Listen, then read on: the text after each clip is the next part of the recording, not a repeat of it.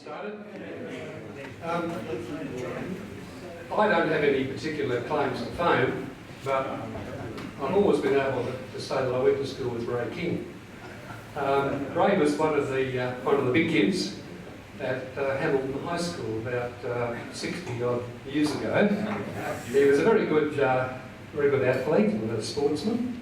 He was a pretty good student. He was also my house captain, but his real claim to fame was that he was from a family that made the best pies in Hamilton. King's pies we thought were probably world famous, they were so good. Anyway, Ray matriculated. I must say at the time when a lot of people didn't matriculate, most of us left after year 11, but Ray went on to Melbourne University, but his burning ambition was to play for Carlton. And when he got to Melbourne, he went out to Princes Park and had a bit of a run around, and eventually became the vice captain of what were then called the Thurs, or the under-19s. The captain, I might say, was an unknown character called Sergio Silvani. Anyway, he found his way from university into teaching.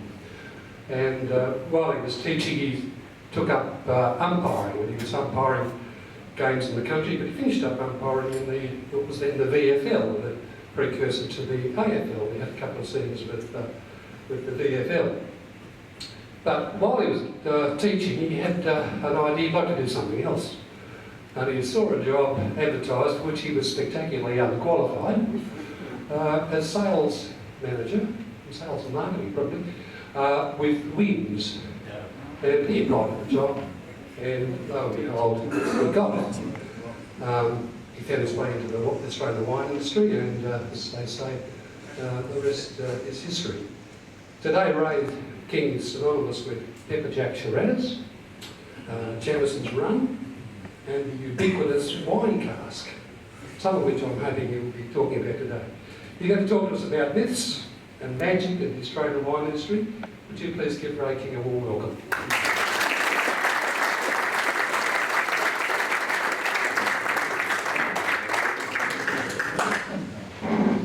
Thanks, Peter. I don't think I need to say much, you've just about said it all. Somewhere there you mentioned the word success. Funny word, success, and I'll tell you why. Back in 1993, I had the privilege of being the guest speaker at the Victorian Small Business Awards. And the award that year had gone to Frank Gardner. And Frank Gardner was a barber in Albert Park. And he'd retired with a little over $5 million in the bank. Bert Newton was the MC, and he asked Frank as to what he attributed his great success. And Frank stepped up to the microphone, shuffled his feet a bit, and said, conscientiousness, attention to detail, and the death of an uncle. $4,999,000. Now, the wine industry is seen as one of Australia's great success stories. Over the last 50 years, we now produce and sell 6 times more wine than we did then. When I started in 1970, there were 100 wineries. Today, there are 2,500. Something like 60% of the adult population is now classified, or are now classified, as regular wine drinkers, compared to only 14% 50 years ago. And despite the great growth of wine sales in the domestic market, we now sell twice as much wine overseas as we do in Australia. Now, my introduction to wine was at Jimmy Watson's Wine Bar in Carlton. That was in 1956, and the introduction was by way of a fellow university student who knew as much about wine as I did, absolutely nothing, because our steaks that day were accompanied by a very nice bottle of McWilliams Cream Sherry.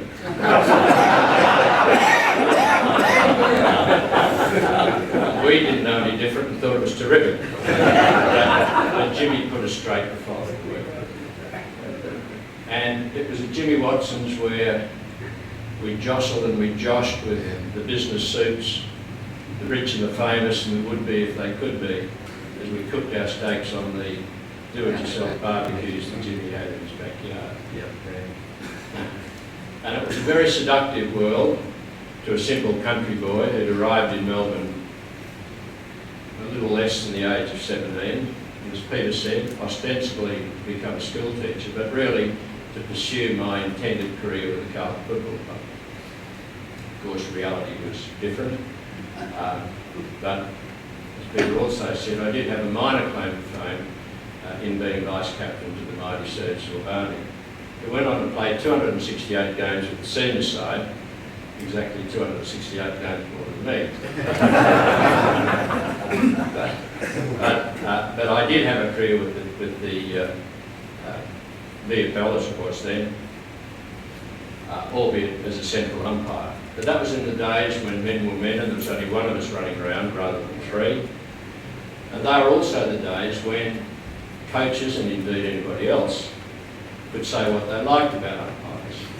We were not the protected species that they are today. And after a game between South Melbourne and Carlton, Alan Miller, the coach of South Melbourne, got headlines in every Melbourne newspaper with Umpire King had more dreams in 2 hours than Walter Mitty had in a lifetime.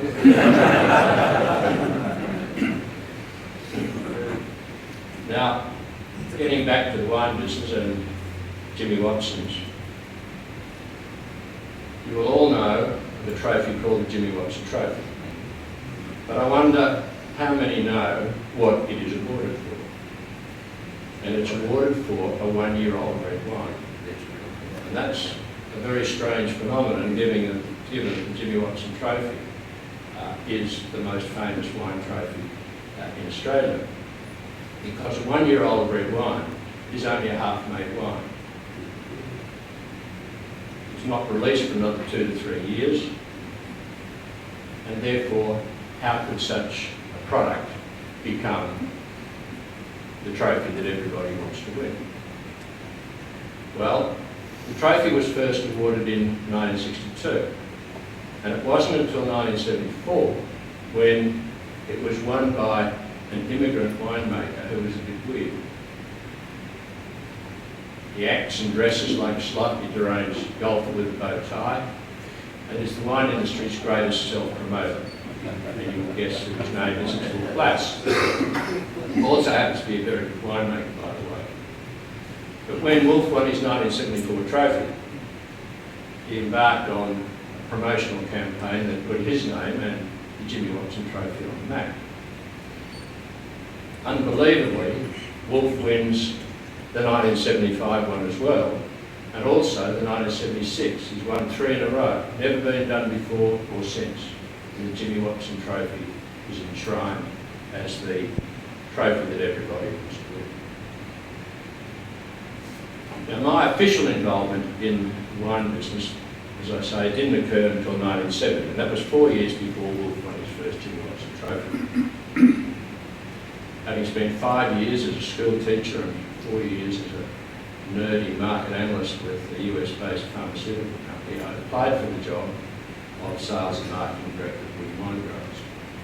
And Wynn Wine Growers was a family-owned company, the 5th largest wine business in Australia, and it was seeking to list on the stock exchange.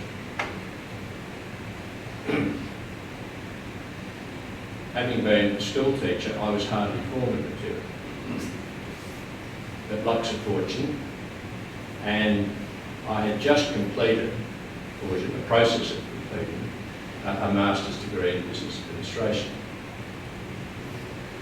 And at that time, an MBA was a very rare piece of paper. In fact, at that time, there were probably less than 150 MBAs in Australia. And of course, we all thought we were the elite of the elite, God's gift to the business world, the achievement of the impossible, merely a state of mind, nothing beyond our grasp, the Spitfire pilots of Australian industry, and of course complete pains in the arse as well. The other thing I had going for me was that the recruitment job was being handled by PA Consulting. And you'll remember that back in those days, PA Consulting handled most of the senior recruitment jobs in Australia. And the guy who had the assignment just happened to be Bill Browning. And Bill Browning was my MBA lecturer in corporate strategy. So luck supported him. Also, David Wynne, the chairman, executive chairman of Wynn's, was Jewish, and he believed in the power of higher education. He also believed that the wine industry was facing very serious challenges and that required a new brand of thinking. And he thought that a bright-eyed, bushy-tailed MBA graduate was right at that particular hour, which was not the point of view of the guys who were going to report to me. 5 state managers who were 20-year veterans, all brought up the hard way. And they just couldn't believe that their new boss had spent most of his working career as of all things, and I quote, a fucking school teacher.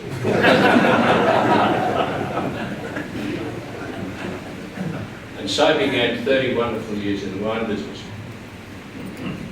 Now, to the student of business, the wine industry is a fascinating subject. There are few industries in which the consumer is influenced by first-class bullshit, as the wine industry.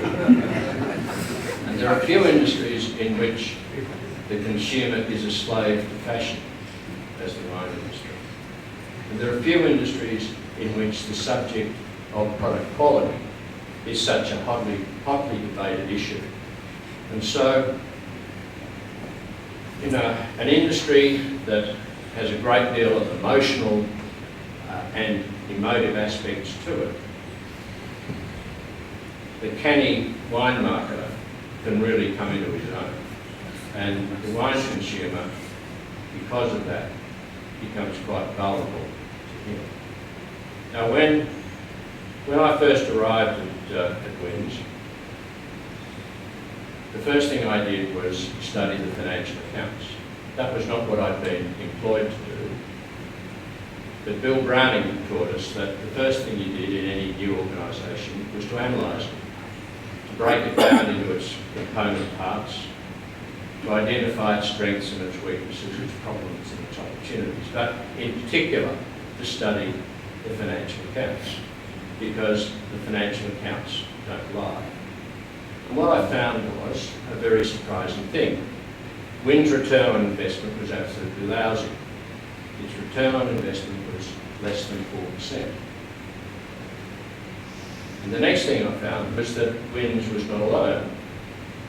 The rest of the wine industry was in the same lousy boat, earning a return on investment of less than 4%. And this compared, just to put it in perspective, this compared with industry in general, which was returning around about 13 to 14% per annum, which is the case still today.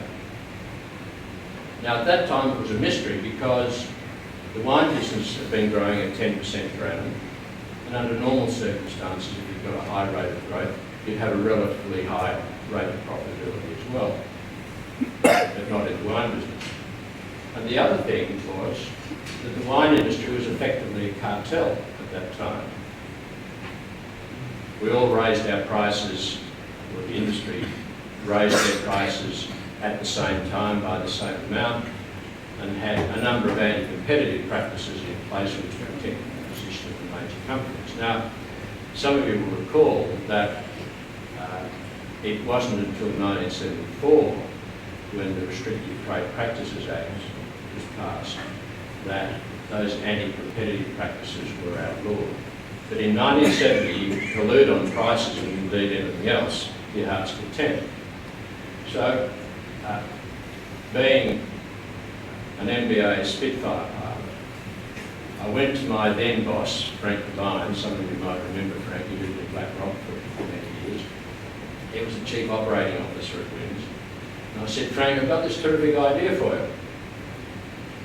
Given the cartel arrangements that are in place, all we've got to do is raise our prices by 10 to 15%, and Bob's your uncle, and we'll be making a return on investment equal to what is being returned in other industries.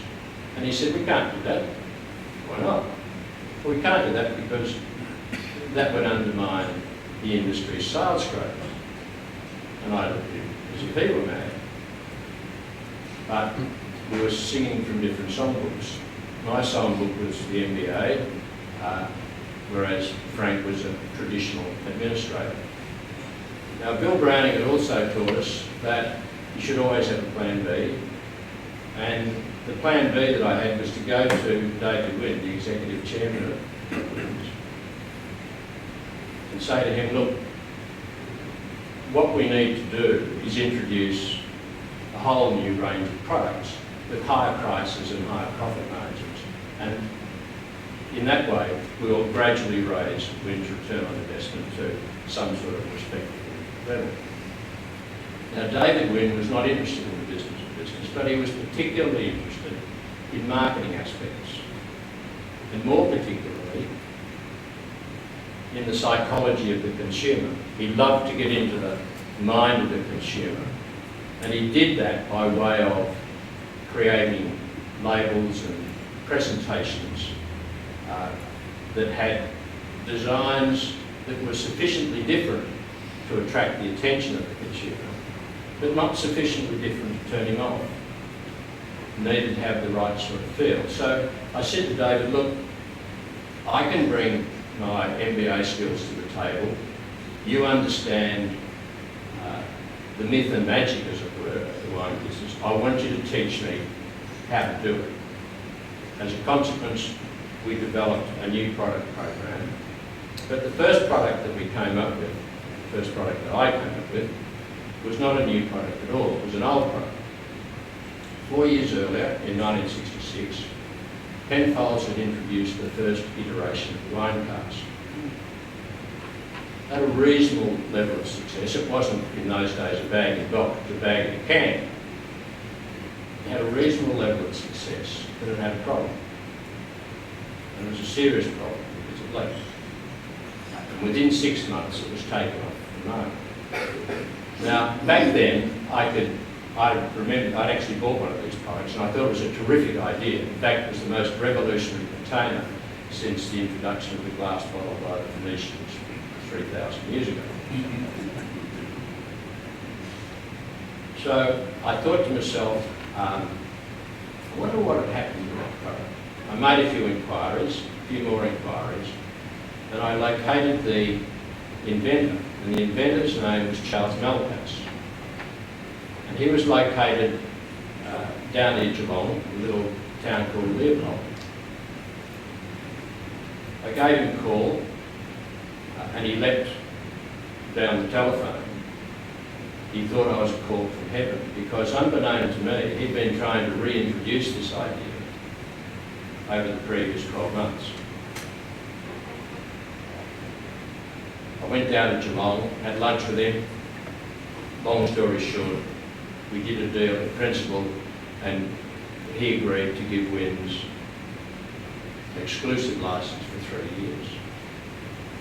I went back to Melbourne, knocked on David's door and said, "I've got this terrific idea for you. It's called the wine cask." He said, "No, you haven't." And I said, "Why not?" He said, "Well, you don't remember this, but all of the retailers, or many of the retailers, were awash with wine, with this Penfolds wine cask. And they got thrown out of many retail stores. So, no, we're not going to touch it." Not to be outdone, I went back to my corner, and that night I wrote a paper, and the paper had 3 assumptions. The first one was that the leaking problem had been solved. The second one was that we could sell the product at a 20% premium to the price of 2 flagons. And the third one was that we achieved the same level of market penetration as had been achieved by Penfolds, which was only 1.5%. Now, it doesn't sound very much, but Wynne's had approximately 5% of the wine market at that stage, so 1.5% on 5% was quite significant. Now, the other thing, as a result of those assumptions, it meant that if we succeeded, Wynne's profit would double as a result. So I went to David the next day with a piece of paper, asked him to read it. He read it. He sat there looking at it. He sat there looking at it. He sat there looking at it. but he taught me well because I got inside his head. And the possibility, indeed the probability, of doubling his not already inconsequential fortune was too much of a temptation. So he gave me the nod and we were away. Now, it wasn't quite as easy as all that. It took 12 months before we solved the problem. But we then introduced the product at the end of 1971. We didn't double Wynn's profits, we actually trebled them. As a consequence of that, David, who was a patron of the arts, decided to sell the business. He moved to Adelaide, the city of the arts, and he left me to continue to run the business.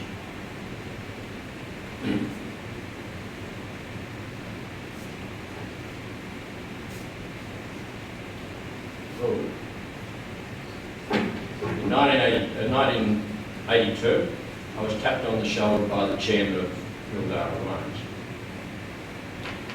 Now, in 1970, Mildara and Wynn's were approximately the same size, had the same level of success, and each were valued at the time at about 30 to 40 million. But by the time I was tapped on the shoulder by the Mildara chairman, Wynn's was now worth something like 120 million. Mildara had gone backwards and was worth maybe 10, less than 10. And what the chairman wanted was a repeat of the exercise that had been completed at Wynn's. So, to an MBA Spitfire pilot, the opportunity to turn around an ailing company was too much to resist. So I agreed to do that. I brought my top troops with me from Wynn's and we repeated the exercise. We introduced a new product program with labels and presentations that had the myth and magic that attracted consumers' attention without actually turning them on. So God was pretty kind to us. And one of the very successful products that we introduced was a product called Windsor. And Windsor was a sparkling wine, and we introduced it at $6 a bottle. And at that time, the market was dominated, that is the sparkling wine market, was dominated by two products, Great Western and Minchinbury. And they sold for $3. We didn't have, Mildara didn't have a sparkling wine operation, a production operation, so we had to have the product made for us. And we had the product made for us at a boutique sparkling wine operation down in Ballarat, by the name of Yellow Glen.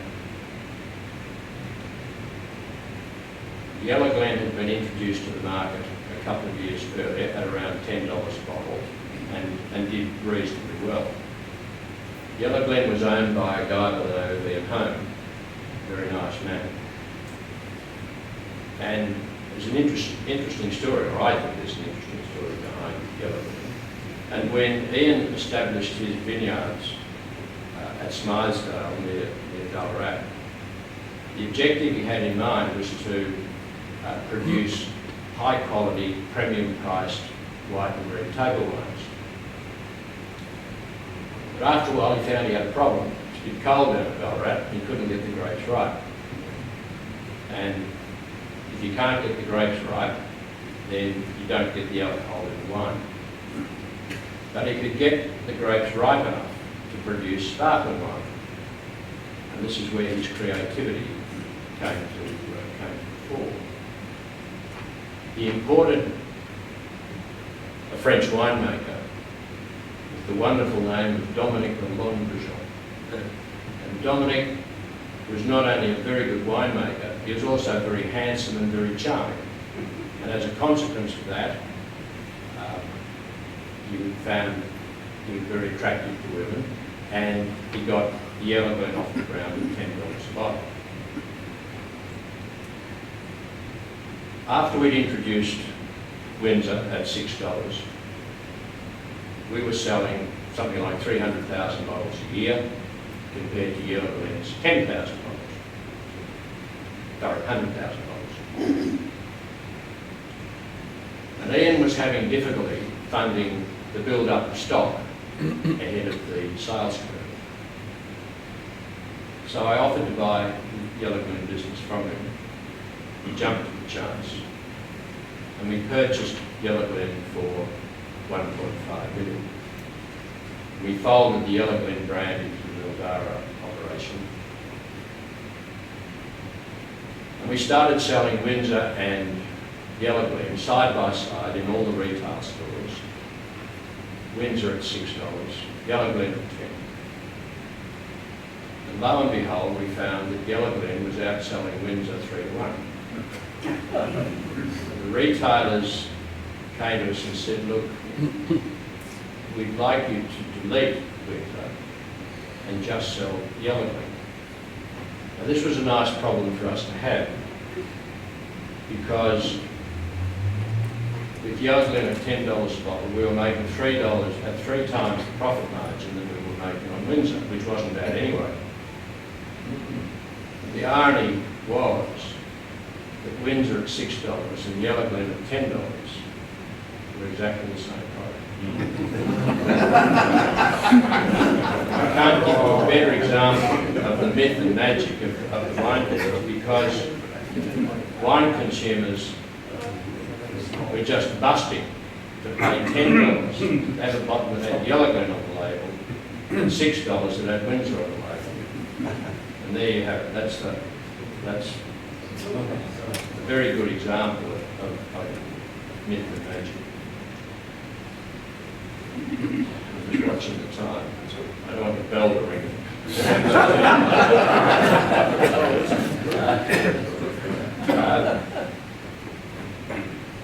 Having made a success of Yellow Glen buying the business and turning what was a marketing success, but a lack of financial success into a business that did work, I thought to myself, well, maybe we can put a second string to our bow.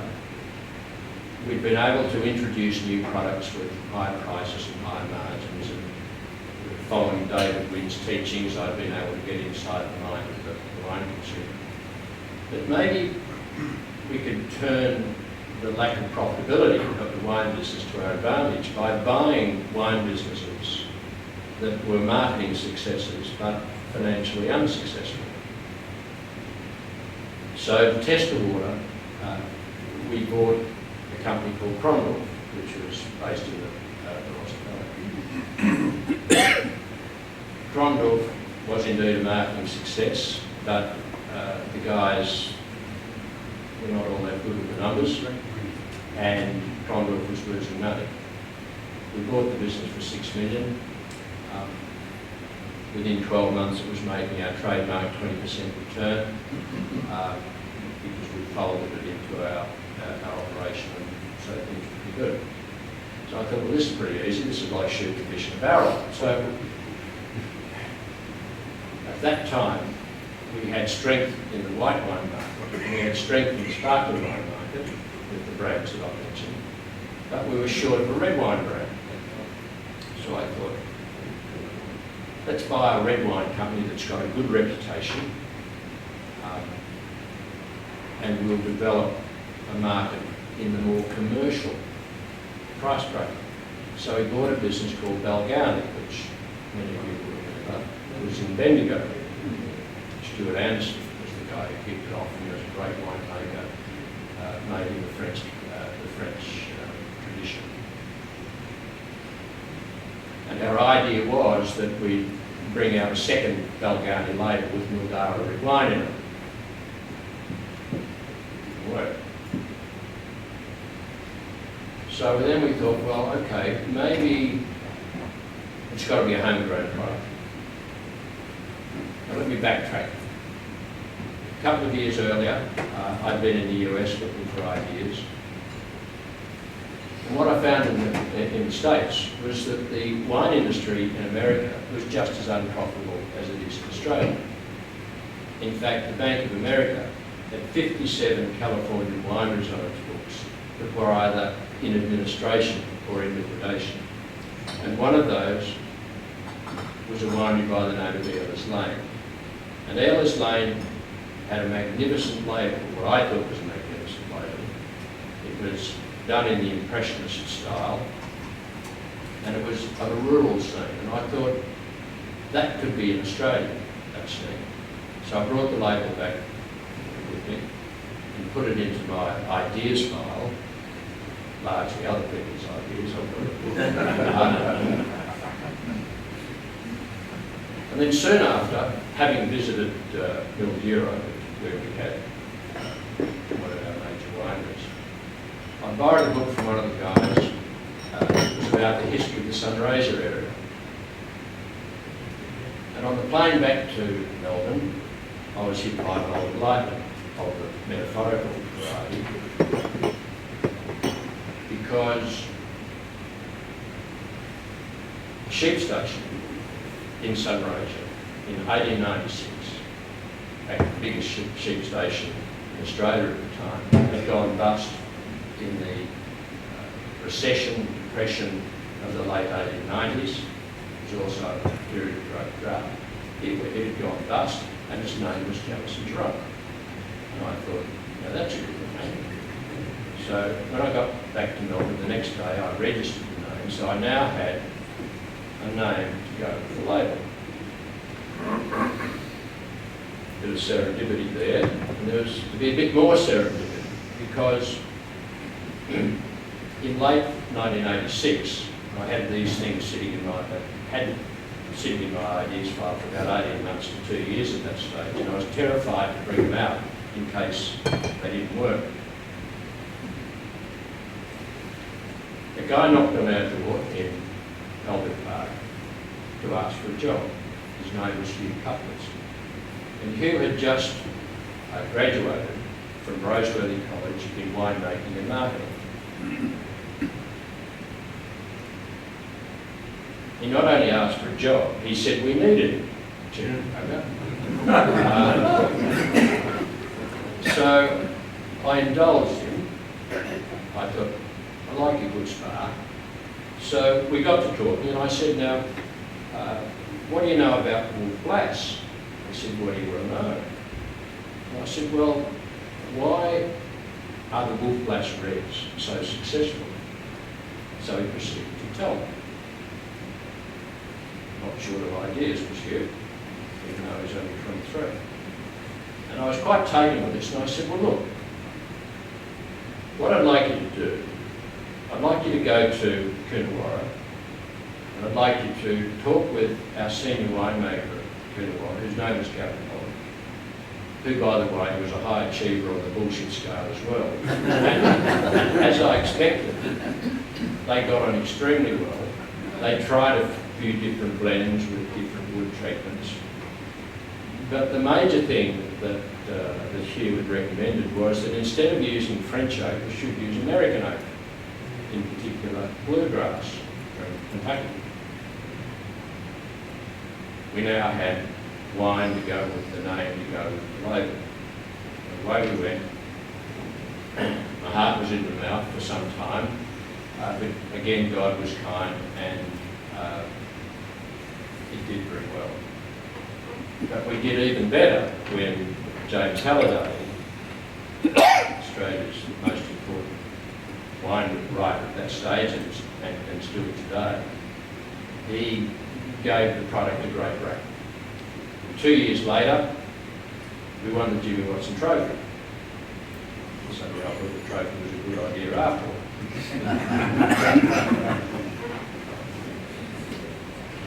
And a year later, we'd knocked Wolf Blass off his perch as the highest selling premium red wine in Australia.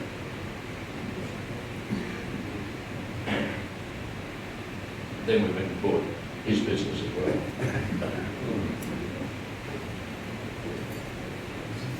Now,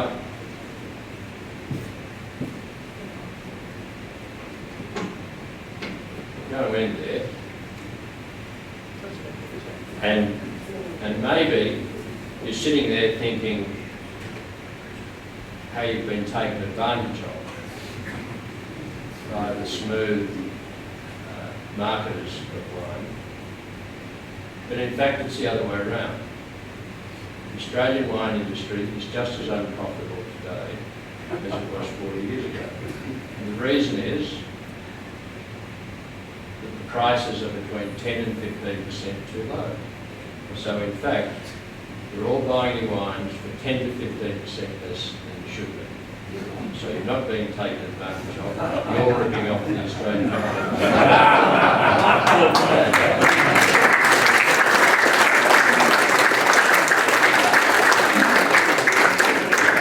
I'd like you to hear the story of Pentatech Shiraz. It's a terrific story, and I just thought Ray could tell us about that. You remember? Sorry. Just enlighten us. Well, I'm not sure it's as good a story as Peter thinks it is. But my wife and I were in the States in 94, I think it was. And this was before we sold out Foster's. And by that stage, my wife was working with me. In fact, she was the public affairs director at Mara. So we were one of those reviled husband and wife teams. In fact, when we sold out to Foster's, I'll get to the story in a minute. When we sold out to Foster's, the directors were a bit askance at the fact that we were a husband and wife team. And my chairman said, don't worry about that because she's the really smart one. Dawn and I were in the States in 93, 94. And we had lunch that day with Peter Perrin, who was the president of our US operation, where we were doing particularly well, and particularly well with Paul Glasson on it at that time. We had lunch with him, and when Dawn and I were having dinner, we decided we were not hungry enough to have a proper meal, so we decided to have a glass of red wine and some cheese. So we called for the cheese menu. She was on one side of the table and I was on the other. And we each had a menu and we studied it. And both of us looked up at the same time above our menus. And I'm not sure if it was Dawn or it was me, but one of us said, now that's a great name. And there was a cheese being sold by the name of Pepperjack. So again, serendipity came to the fore. I rang Australia the next day and I said, we must register the name Pepperjack. And it was as simple as that. Not such a great story. Just, I wonder what your relationship was with Dan Murphy. Could you just tell us briefly about your connection with Dan Murphy?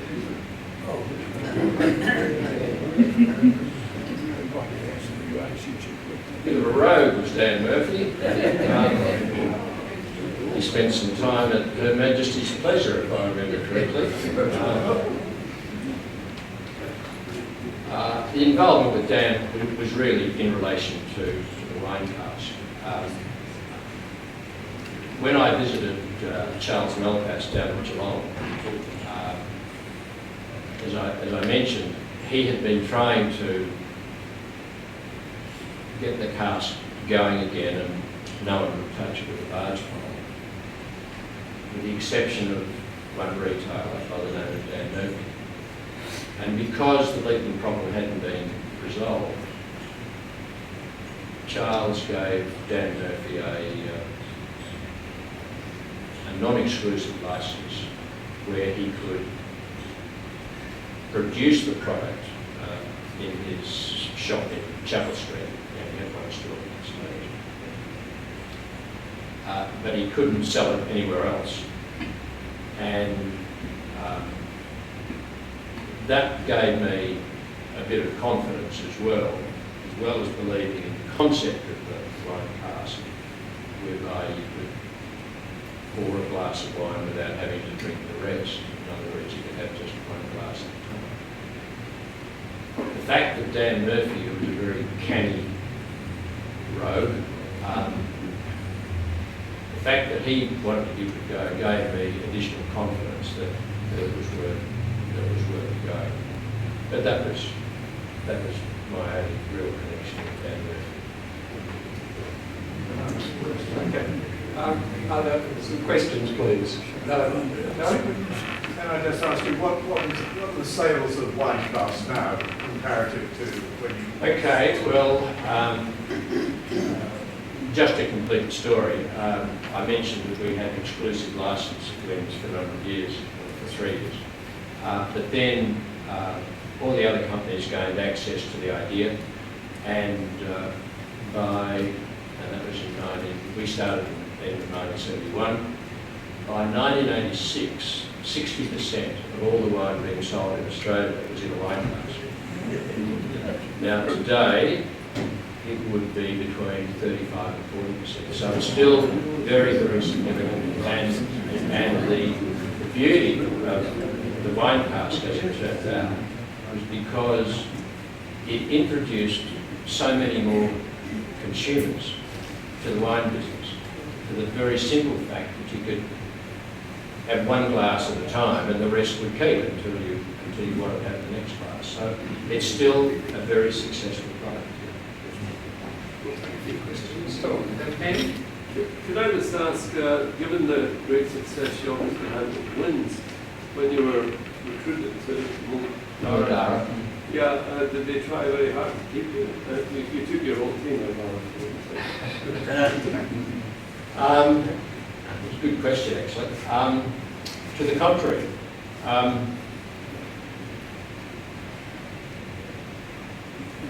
Wynn sold out to Tooheys Brewery in Sydney in 1973. And I got on very well with the chief executive of Tooheys. But then in 1980, Tooheys merged with the brewer from Queensland, Castlemaine Perkins. And the directors of Castlemaine Perkins didn't like Spitfire pilots. And the chairman of Castlemaine Tooheys at that stage made it quite clear to my boss at Tooheys that he didn't want me to run his wine business. In fact, he didn't see the wine business as terribly important because it only represented about 10 or 15% of the profit of the combined business. And as a consequence, he said to my boss, look, I don't want that guy working for us because I don't like him. So I rode off into the sunset.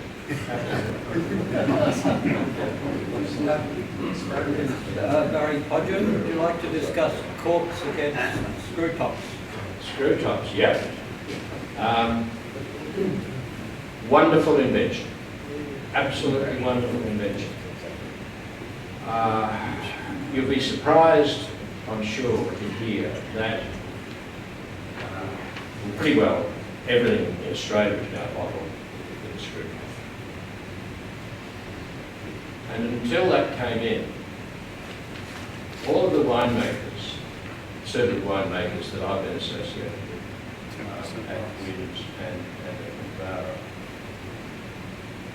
they all believe that at least 1 in 10 of all bottles with corks suffered from cork taint.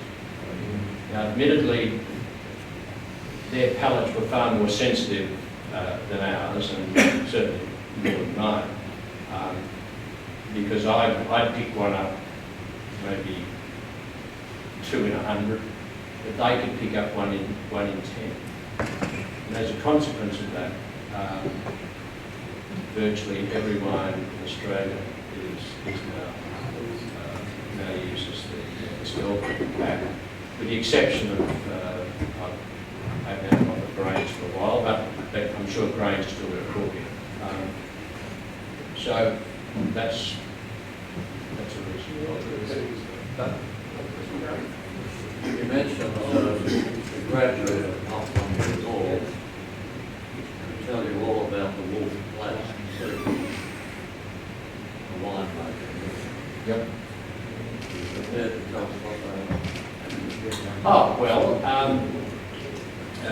quite simple really, and I mentioned one of them, and that was the use of American oak rather than French oak, because that is, and let me go back a step. The industry has never honoured wood-glass in having what I believe revolutionised red wine making in the 1970s. Wolf, as I say, is a bit on the weird side. He's very likeable, but he's a wonderful winemaker as well. And he felt that the Australian wines of 1970 were far too harsh. We followed, to a degree, the French style in having very tannic red wines. He believed that they needed to be much softer. And of course, as a consequence of that, his wines tasted better than everybody else's, and that's why he was so successful. So how did he get them softer? Not being a winemaker, I don't know exactly, other than to say that his wines always had lower acid levels, higher pH levels. How they did that, I don't know.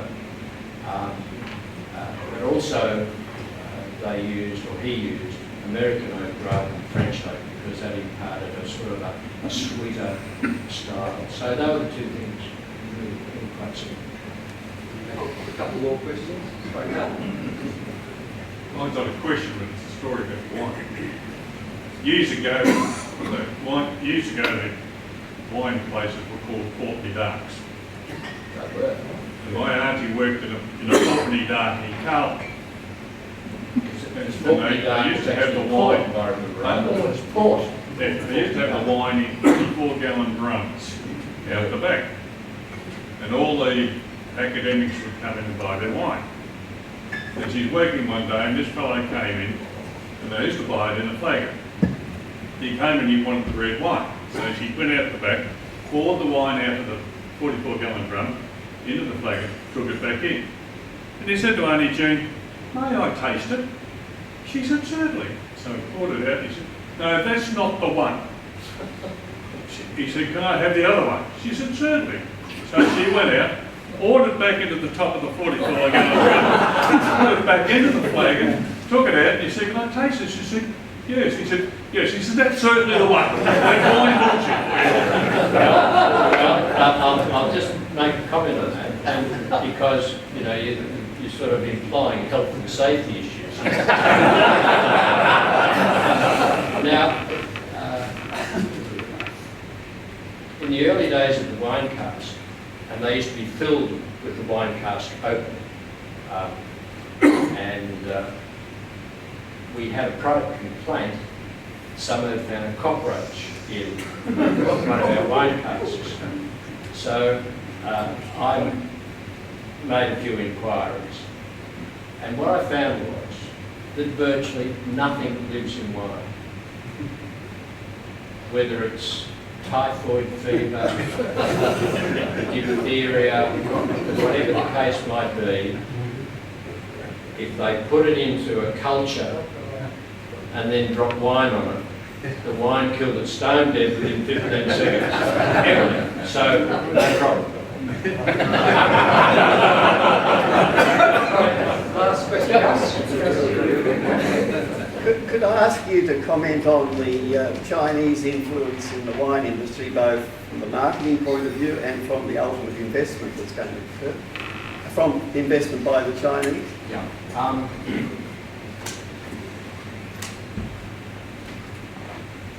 Australian wine industry, as well as being unprofitable, has lost its cachet overseas.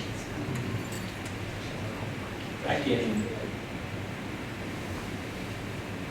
my last days, 99, Australian wine had a great reputation in the US. Today, of the 7 largest exporters of wine to the United States, Australia has the worst image. Largely because I'll get to your point. Largely because when the Aussie dollar went through the roof, Australian winemakers kept reducing their prices and reducing their prices and reducing their prices. And as a consequence, ruined the image of Australian wine. In other words, lost the myth and the magic of higher prices. The only market now that represents any sort of promise for Australia is China. Now, we're not sure exactly how much wine is being sold in China. We know how much wine is being sold to China, but we don't know how much is actually being sold in China. We don't know whether the warehouses are bursting with Australian wine or whether in fact it's moving through the system. But I've got no doubt that the rising middle class in China, which is huge, that they're going to embrace wine, and hopefully they'll embrace Australian wine. Now Australia got in early with China, or the Chinese market, and I suspect what's going to happen is that, as in all the other markets, Argentinian wine, Chilean wine, South African wine will end up in China in huge volumes, lower prices, and give Australia a run for their money. And I can only hope that the Australian wineries keep their prices up and maintain the image, because if they do what they did in the States, they'll ruin it. And at this stage, Treasury Wines, which is one of the few wine businesses in Australia that's now doing well, and it's only doing well because the guy that runs it, Michael Clark, who's finally seen the light, and he's on his way to putting his prices up 10 to 15%. But in terms of Chinese investment in Australia, there have been a number of disappointments. I know of quite a few people who had vineyards, or companies that had vineyards that the Chinese were interested in buying. But business ethics are a problem in China, and they don't operate the way that we do. So I think it's a question mark. I'm told a little bit more time, and Roger's got very important questions to ask. No, it's not important. Thanks for a great insight to what you've told us all about the wine industry, because we have a wine appreciation group here, and we have a lot of bullshit too. I hope it's first class bullshit. You said there's 2,500 wineries now in Australia. There are. How are they going to survive?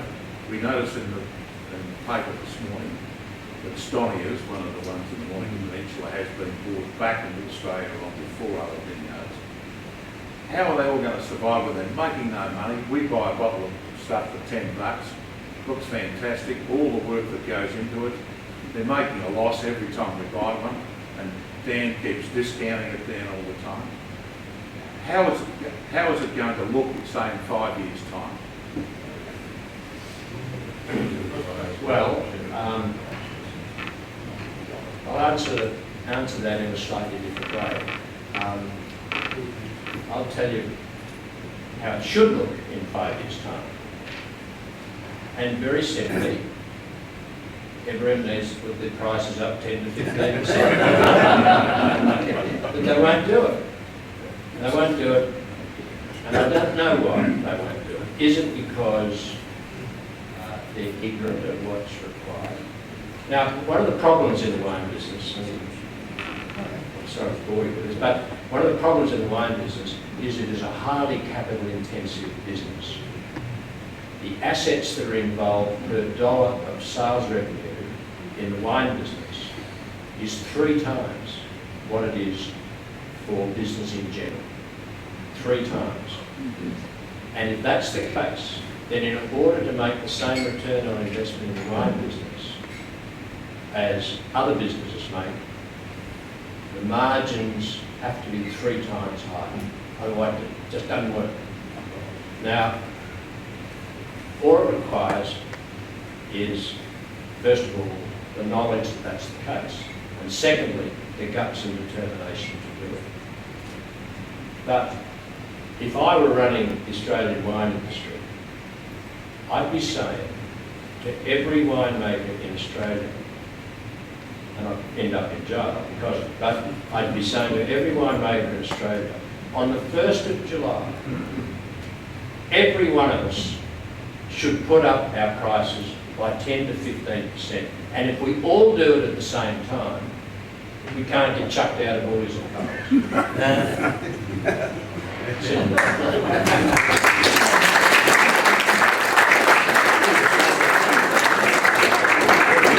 If we like some more of the stories that Ray has told you today, that's the book that he wrote called King's Run, which you can see out there. I've looked online, and that's probably the best way to get hold of it. My first contact with Mildara was probably in the 80s. My broker said that this young guy had taken over Mildara and was probably going to do pretty well there, and I'm not sure what I would have paid for. What would Mildara have been worth in the early days, Ray? When I went there in 1982, it was valued at 9 million. But the share price, what would that have been? 50 cents. 50 cents? Well, we bought them about that. What did we sell them for? Well, we sold Foster's for $7.70. Right, that was a pretty good one. Look, I'd like to thank Ray on your behalf. He's given us a very interesting insight into the Australian wine industry, all the magic and methods, as he promised. The only difficult thing is that the glass of wine that we get may not taste quite the same. It's probably overpriced. But Ray, thank you very much for covering the industry as you have. It's been a great pleasure to hear your stories and to ask questions. And it's very embarrassing, but we always give our guest speakers something to take home and enjoy, and I hope it's something to enjoy.